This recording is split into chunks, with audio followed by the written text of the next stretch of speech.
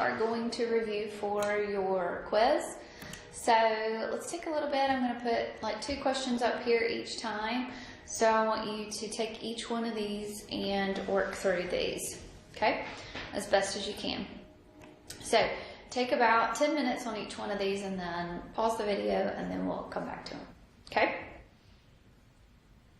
Okay, so whenever you're wanting to solve a radical equation, remember you want to get the radical by itself, okay? So first thing is that this one is already by itself. This is the radical. This is a rational exponent. Okay, so it's the same thing as saying the 4th root, right? So this would be like saying the 4th root of 41k minus a 31 is equal to a 5. So that's the same thing, okay? So to solve this, you are going to raise both sides to the 4th power. Okay, so when you raise both sides to the 4th power, you're going to be left with 41k. Minus 31 is going to be equal to 5 to the 4th, which is a 625. Okay, and now you'll just solve this. So you will add 31 to both sides here. So you will get a 41k is equal to a 656. And then divide that by 41. So k is going to be equal to a 16.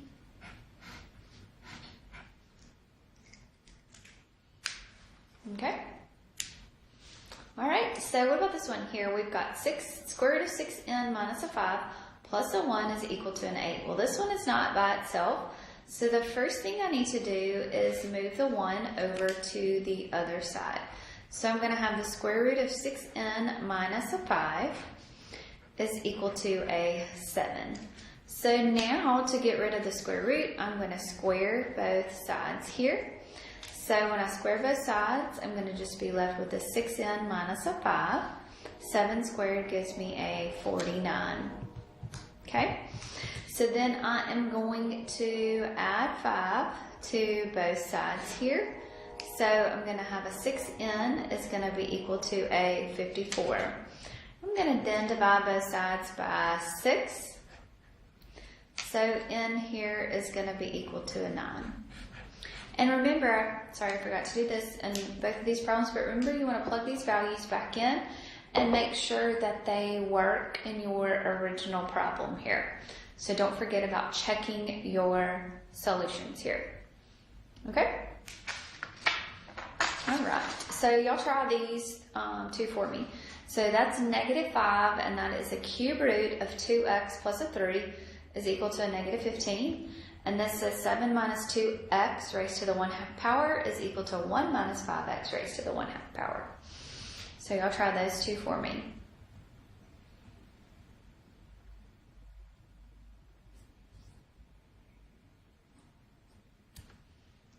Okay, so first thing I need to get the cube root here by itself. So I need to divide both sides by a negative 5. So when I divide both sides by negative 5, I'm going to be left with the cube root of 2x plus a 3 is equal to a 3. So now I've got the cube root equal to a number, so I'm going to raise both sides to the 3rd power. So I'm going to be left with 2x plus a 3 is equal to 3 cubed, which is a 27. Then you're going to subtract your 3 on both sides, so you'll have left a 2x is equal to a 24. Divide both sides by 2, so x is going to be equal to a 12. Make sure you go back and check. Let's go ahead and do this one. So negative 5, then the cube root of 2 times 12 plus a 3, does that equal a negative 15? So when I simplify this, 2 times 12 gives me a 24. So I've got the cube root of a 27. The cube root of a 27 is a 3, so negative 5 times 3 does give me a negative 15. So it checks out. Make sure you check. Okay? All right, this one here is the square root is by itself, so you need to at least isolate one of the radicals. This is a square root, remember the rational.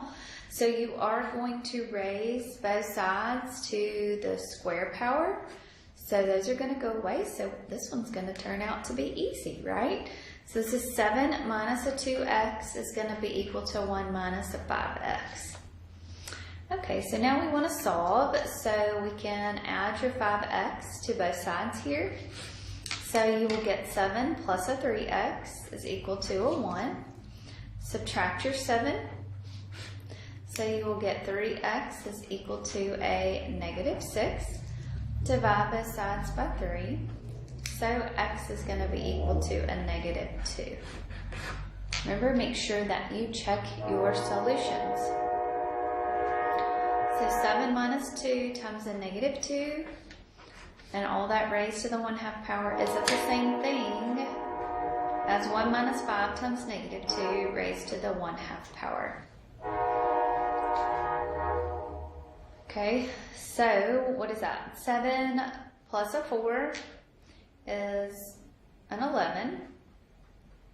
So this will be the square root of 11. And this is negative 5 times negative 2, which is a 10. 1 plus, this is 11 to the 1/2. So yes, that is true on both sides. Okay?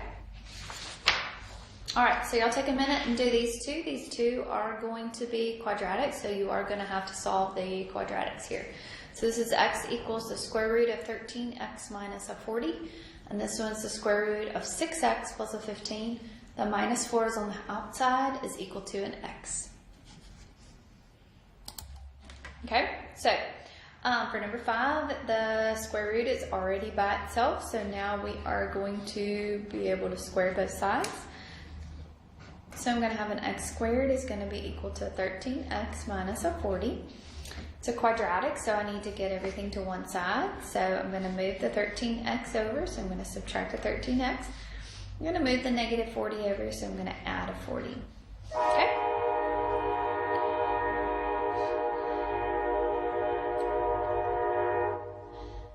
All right, so now, see if we can do this. So now this is a quadratic, so I need to figure out what multiplies together to give me 40, adds together to give me a negative 13. So that is a negative 8 and a negative 5. Right? So we'll set both of those equal to a 0, and we will solve. So x is going to be equal to an 8, and x is going to be equal to a 5. All right, so but remember, what do I need to do with both of these numbers? I need to check it up here. So 8, does that equal 13 times 8 minus a 40, square root of that? And then 5 is equal to 13 times 5 minus a 40. And then the square root of that. So 13 times 8 minus a 40 is a 64. The square root of a 64 is an 8, so 8 checks out, right? 13 times 5 minus a 40 is 25. So the square root of 25 is a 5. So both of those answers do work out there.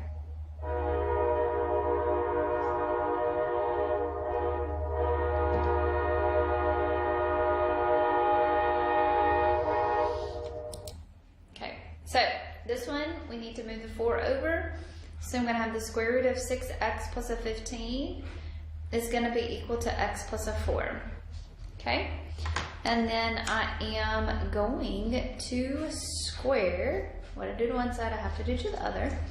So this one is going to go away. So I'm going to be left with 6x plus a 15 is equal to x plus 4 squared. But remember, x plus 4 squared is x plus 4 times x plus 4. So I need to multiply that out. So x times x gives me an x squared. X times 4 gives me a 4x. 4 times x gives me a 4x. 4 times 4 gives me a 16.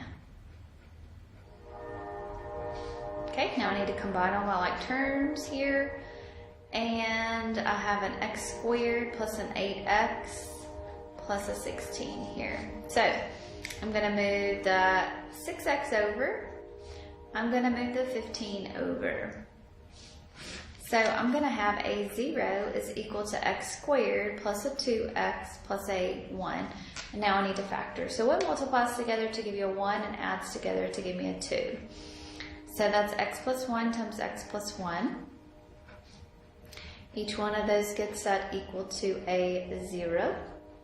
So x is going to be equal to a -1. You only have to say it one time, right? Because it's the same thing, so we'll just ignore that one.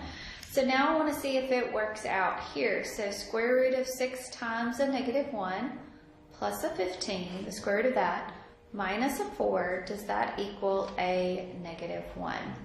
So 15 minus a 6 is going to give me a 9. So square root of a 9 minus a 4, does that equal a -1? So that's 3 minus a 4, and indeed that is true.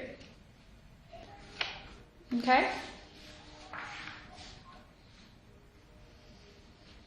All right, so let's look at this one here. So I want to, for number 7, I want to describe the transformations, and then I want to graph these two here.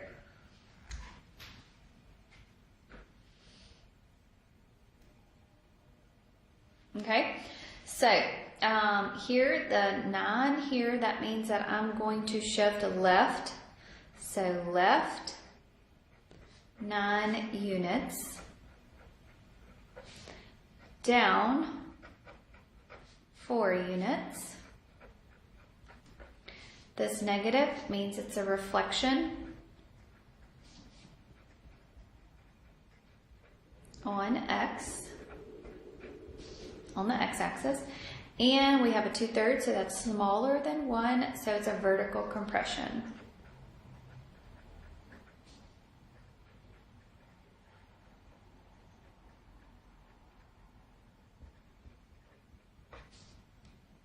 Okay. All right, remember this when it shifts down, so it's going to shift to the left 9 and down 4. So that is, and it says cube root there, so this means it's going to have a turning point at that number.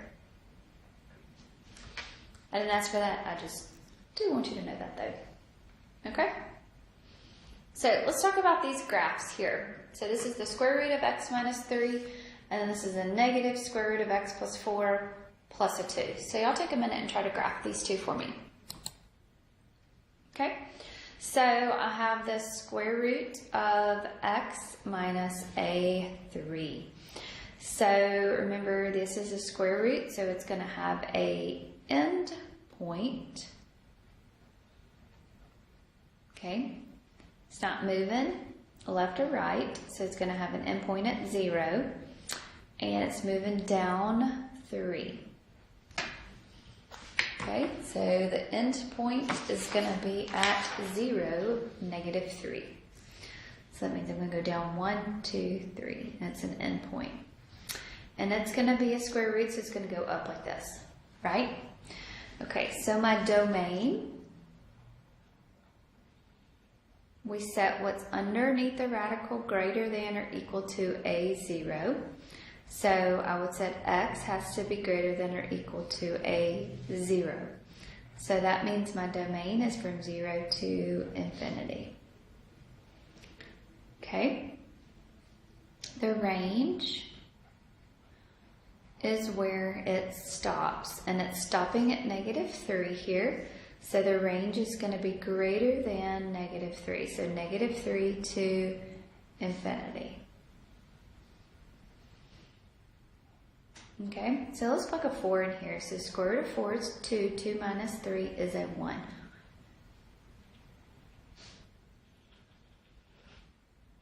So this is what your graph will look like. So as x gets bigger, so as x gets bigger, your f of x is also getting bigger. So as your x approaches that value for x is 0, So as x approaches 0, the end point here, your f of x is approaching, what's the y value there? A -3.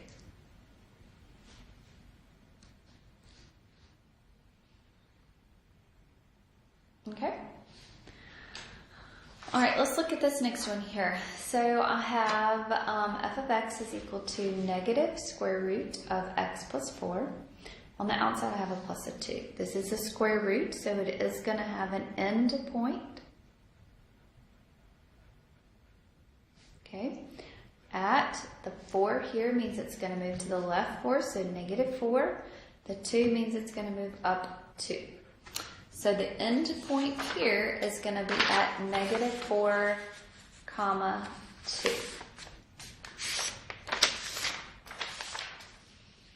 Okay, so -4, so we're going to go down, or over, 1, 2, 3, 4, up 1, 2. So it's going to have an end point there. All right, so my domain means that we're going to set what's underneath there greater than or equal to a 0. So x has to be greater than or equal to a -4. So that means -4 to infinity. Your range. Okay. Your range, it's not going to be open in this way anymore because what's happening here? It's going to be a reflection, so it's going to be coming down, right? So it will be coming down like this. So that means that my range, this is my stopping point. So it will be from -infinity up to this y value of a2. Okay? So as x approaches infinity, so as x gets bigger, what is happening to f of x? Your f of x is getting smaller. It's going in the negative direction. So as x approaches, it's not going to approach negative infinity because it has an end point, and that end point will be a -4. So as x approaches -4, f of x is approaching a +2. So whatever that end point is. Okay?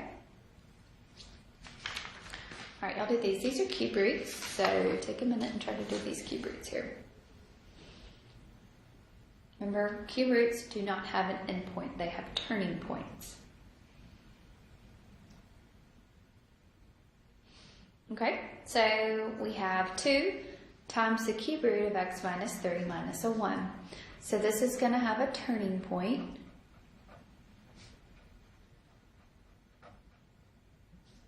Okay, opposite of what's ever inside there, so 3 at -1. So the turning point is going to be at 3, so 1, 2, 3, down to -1. Remember, your domain for a cube is all real numbers. So there's no stopping point. Remember, this is a turning point, so remember it goes in both directions. And your range is the same thing. There's no stopping point. Okay? So for this one, it doesn't have any negatives, but it does have a stretch. So it's that is a stretch of a 2, so vertical stretch of a 2. So that would mean that it would skip a little bit bigger than normal. So something like this. So as x approaches infinity, what is happening to f of x? It's also approaching infinity. So as x approaches in the negative direction, and there's no stopping point, so it's going to go to -infinity, your f of x is approaching -infinity. It's increasing the whole way there. All right, let's look at this one. We have the cube root of x plus a1. So my turning point here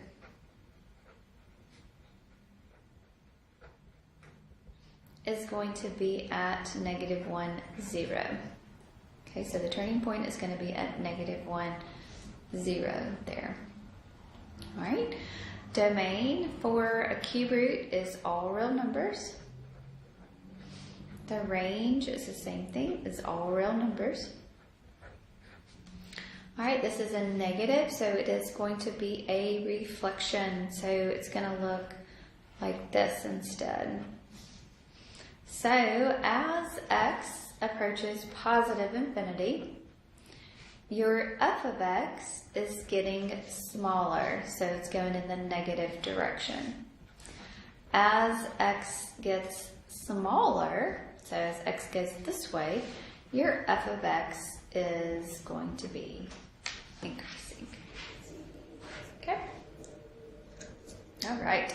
So that is a review for your quiz that you're going to have tomorrow. So finish up your homework, and if you have any questions, please let me know. Y'all have a good day.